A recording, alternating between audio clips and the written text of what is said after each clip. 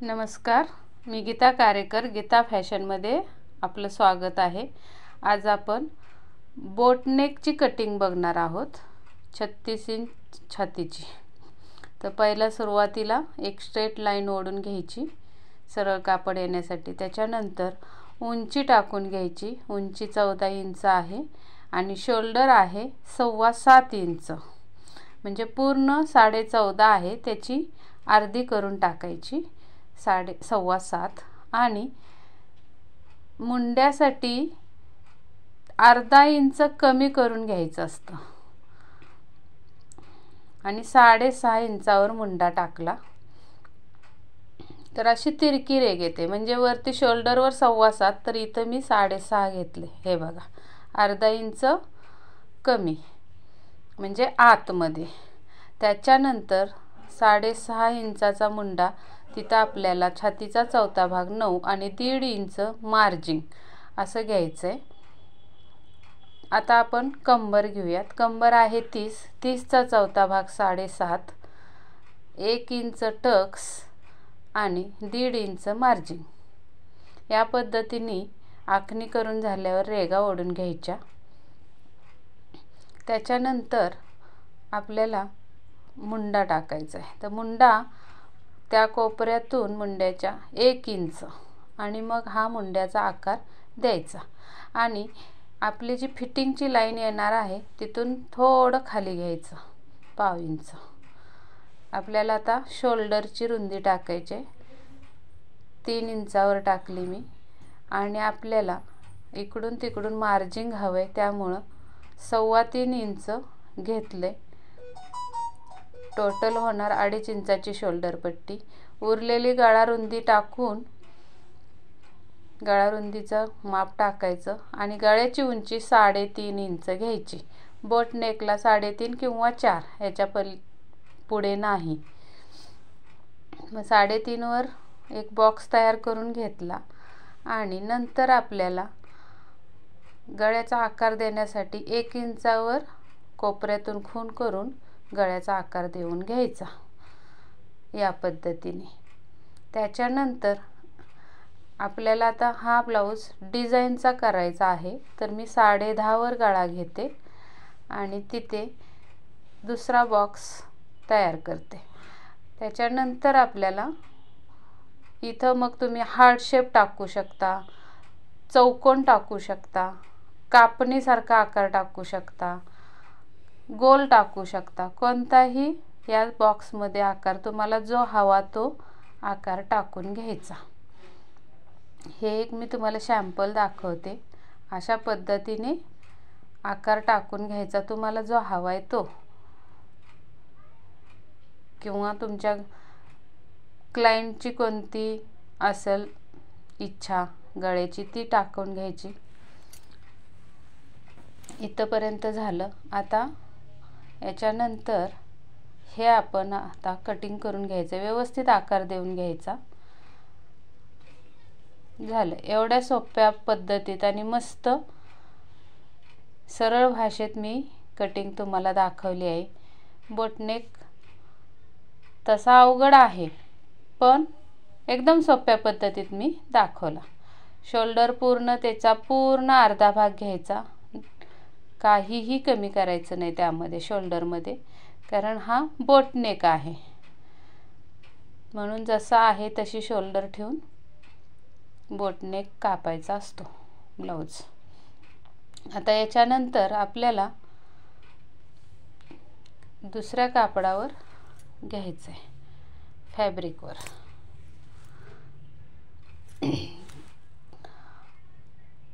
माझे व्हिडिओ तुम्हाला आवडत असतील तर लाईक करा आणि चॅनलला सबस्क्राईब करा आणि बेल आयकॉन दाबून ठेवा, म्हणजे नोटिफिकेशन येईल माझे रोजच्या व्हिडिओची। आणि छान यूजफुल व्हिडिओ असतात माझे। व्हिडिओ स्किप न करता पूर्ण बघा। याच्या पुढे मी स्टिचिंग पण दाखवणार आहे याच व्हिडिओमध्ये, तर पूर्ण व्हिडिओ स्किप न करता बघा। ही झाली कटिंग आपली। आता आपण मशीनवर जाऊयात आणि ब्लाऊज स्टिचिंग करूयात। तर आता बोटनेकसाठी आपल्याला पहिलं लागणार आहे कॅनव्हास पेपर। तो मी घेतलेला आहे। कॅनव्हास पेपर घेऊन आपला जो गळा आहे तो गळा त्याच्यावर ड्रॉ करून घ्यायचा। मी इथे बघा आता मला गोल गळा हवाय खालच्या बॉक्समध्ये, तर मी तो गोल गळा आखून घेतलाय।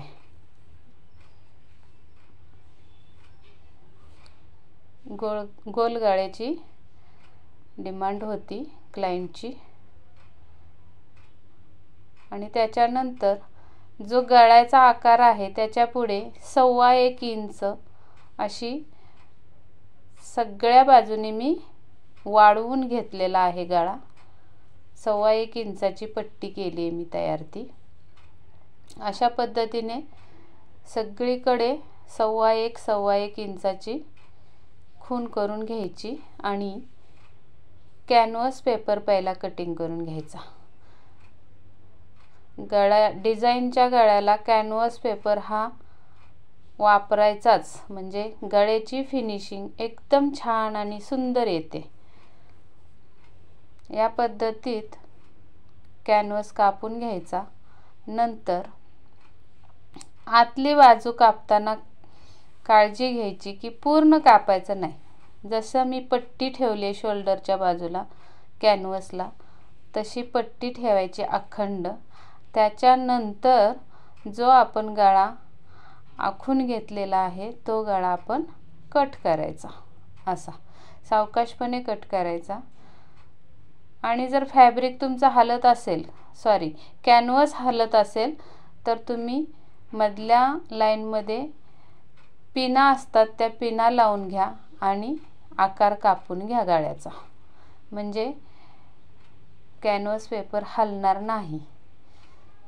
अशा पद्धतीत कॅनव्हास वापरून त्याच्यानंतर आपण अस्तरच्या कापडाला पहिला कॅनव्हास लावून घेऊयात। हा इस्त्रीने सुद्धा चिटकतो बरं का, पण मी पिना लावून घेणार आहे। आता त्याच पिना काढून मध्ये लावून घ्यायच्या आणि फॅब्रिक आणि अस्तर म्हणजे ब्लाऊज पीस आणि अस्तर याला अटॅच करून घ्यायच्या पिना त्या, म्हणजे खालचं कापड ब्लाऊजचं हलणार नाही अस्तरवरून। या पद्धतीने आता परत तिन्ही कापड धरून, म्हणजे ब्लाऊज पीस, अस्तर आणि कॅनव्हास ह्या तिघांवरून पण टीप टाकायची। अशी या पद्धतीत टीप टाकायची आणि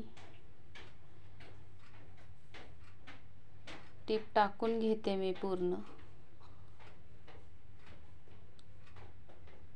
आणि तुम्हाला माझे व्हिडिओ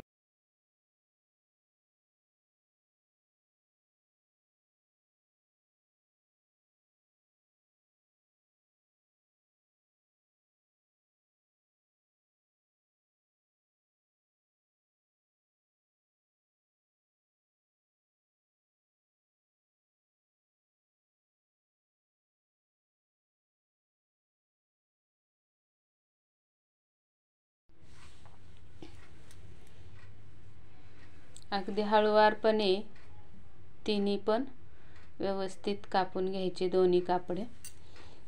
आणि याच्यानंतर आपल्याला पलटी मारायचा आहे। त्याच्या अगोदर बारीक बारीक कट देऊन घ्यायचे पूर्ण टीपच्या बाहेर, आणि ही काळजी घ्यायची की टीप आपली कापली जाणार नाही। अशा पद्धतीने कात्री लावून मगच कट करा, नाहीतर टीप कापली जाईल चुकून। टीपची काळजी घेत सगळीकडं थोड्या थोड्या अंतरावर कट मारून घ्यायचे आणि हे जे टोक असतं ते टोक सरळ सरळ कट करून टाकायचं। आणि त्याच्यानंतर आपल्याला हा कॅनव्हास आणि अस्तर हे दोन्ही मिळून पलटी मारून घ्यायची. व्यवस्थित ते टोक पण बाहेर घ्यायचं. कशाच्या तरी मदतीने ते टोक बाहेर घ्यायचं. सुई घ्या किंवा मग आपला कात्रीचं टोक असतं, हळूवारपणे टोक बाहेर घ्यायचं. ते सहजासहजी आले तर ठीक, नाही तर मग सुईचं टोक घ्यायचं आणि सरळ ते बाहेर काढायचं.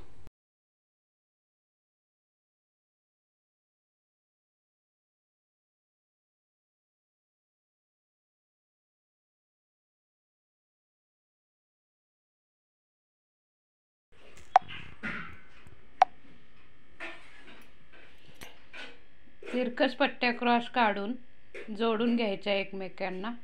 1.5 इंचाच्या पट्ट्या आहेत त्या. आणि नंतर एका कडेने टीप मारून घ्यायची. नंतर आपल्याला त्याच गळ्याला लाल कलरचा मुद्दाम मी गोट घेतलेला आहे. गोट लावून घ्यायचा आहे आपल्याला आता.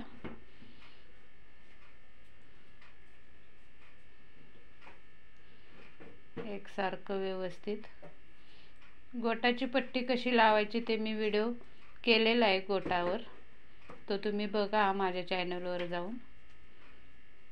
गोट कसा करायचा, कसा लावायचा ब्लाऊजला, कोणत्या पद्धतीत गोट लावला म्हणजे उलटत नाही, ह्या सगळ्या पद्धतशीर मी तो व्हिडिओ बनवलेला आहे. तो एकदा तुम्ही माझ्या प्लेलिस्टमध्ये जाऊन किंवा चॅनलवर जाऊन बघा. आता आपल्याला जेवढा हवा तेवढा गोटाचा आकार, बारीक जाड जसा पाहिजे तसा करून घ्यायचा आणि गोट फिनिश करायचा. कोपऱ्यावर व्यवस्थित गोटाला कोना आला पाहिजे, त्यासाठी थोडासा कट मारायचा कात्रीने. येत नसेल तर कट मारला गोटाला की मग बरोबर गोट कोपऱ्यावर बसतो. या पद्धतीत मी हा सगळा गोट मारून घेते.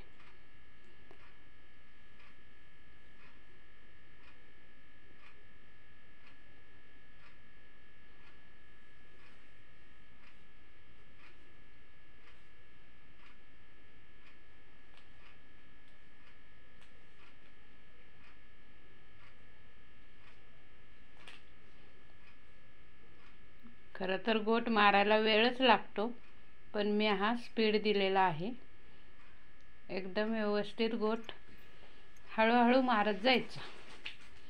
व्हिडिओ लॉंग होऊ नये म्हणून मी हा गोटचा क्लिप पळवलेली आहे. या पद्धतीने आपला पूर्ण गोट तयार होतो आणि व्यवस्थित बसतो. आता हे पाटीला खाली मी हात शिलाई करणार आहे, त्यामुळे मी ते दाखवत नाही.